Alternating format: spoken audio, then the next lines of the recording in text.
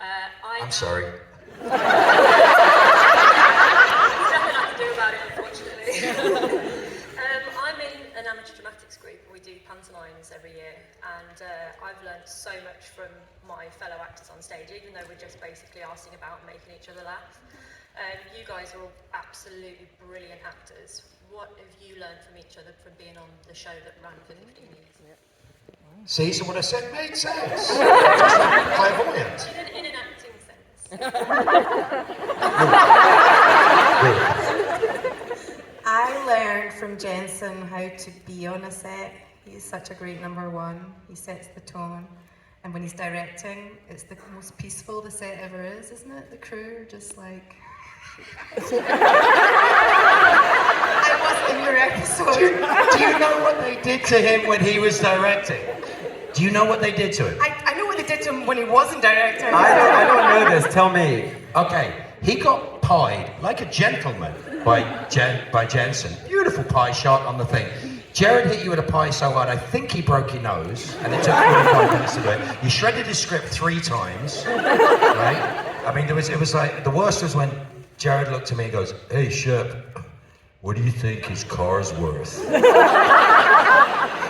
They killed you. You got, oh, you were great. Him, he was terrified every minute.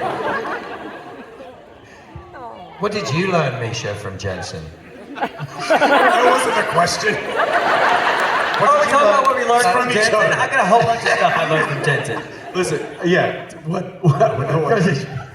This motherfucker, let me tell you what he did. So he's so good at everything. I told him earlier, I'm just staying alive to watch him crumble, because it will happen hopefully one day, and I will the wind will naturally take me away to the afterlife. So we have to do this tap dancing sequence in the last season of the show. So I'm signing at a Creation Con in Burbank, and a producer comes by and is like, "Hey, can you dance?" And I'm like, "Yeah, I can dance." But so then I get up to shoot the episode, and they show me this 3 minutes choreographed tap dancing sequence, and I'm like, if I grew up gay in the South, if I could tap dance like that, I would already be dead. I never would have made it out alive. I can't do that. And so Jensen was like, it's okay. So they only scheduled 1 rehearsal for us. And you're like, we're gonna have much more than 1 rehearsal. It's gonna be fine. Me and you together, we're gonna be able to do this. He gets off work 15 minutes before I do, gets to the studio, the stage, like the dancing people, 15 minutes before I do. I get there and he knows it already. He's good at everything. It makes me want to kill him, but I do love him. He's an android. If you look closely, his freckles are symmetrical. He's not human. It's shocking. I love you so much, but I want to hurt you sometimes.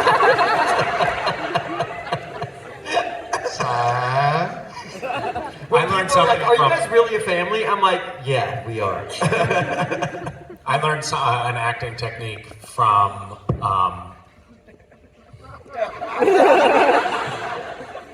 Dolly Dave. So he is the dolly operator. He pushed the cart that the camera operator was on. And actually, Jim Beaver set an example for me to set, to try to follow on Supernatural. And that was, and by the way, he was just in Liverpool apparently. They wouldn't let him in the convention. He's right there, Jim, stand up. He went on the Beatles mystery bus tour, I saw. He's still there. So I had a problem because I was a green actor when I first got on the show. I had a problem that, like, whenever another actor in a scene would, for example, fondle my balls, I couldn't help but laugh. And Jared was almost in every scene we were in together. Like, I'd look through the script first. Every time a new script came out, I'd skim through, being like, "Shit, there's another scene with Jared, because I knew he was just going to torture me. And I was constitutionally unable to not laugh when I was being fucked with. So I would watch Jim Beaver, and he was just a stone. It was incredible. I mean, obviously, the man has no feelings, but but it was an inspiration, and I was like, that's what I want to be like, even if I have to be lobotomized to get there. And then, but like 2 years went by, and I was still a mess. And then finally one day, Dolly Dave came up to me, and he's like a soft-spoken guy, very smart, always on set with us. And it was a scene where Jared and Jensen were both torturing me. And I was laughing and laughing, and I just wanted to get through it.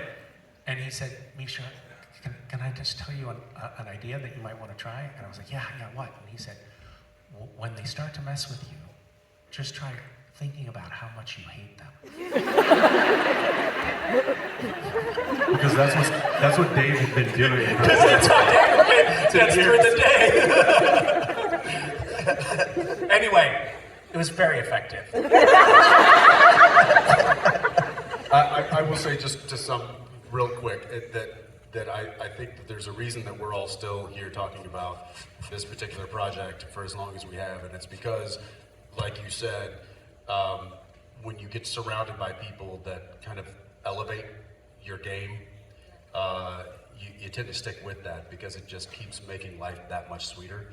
And this has been that situation for us for quite a long time, and that's why we're still sitting here on the couch together.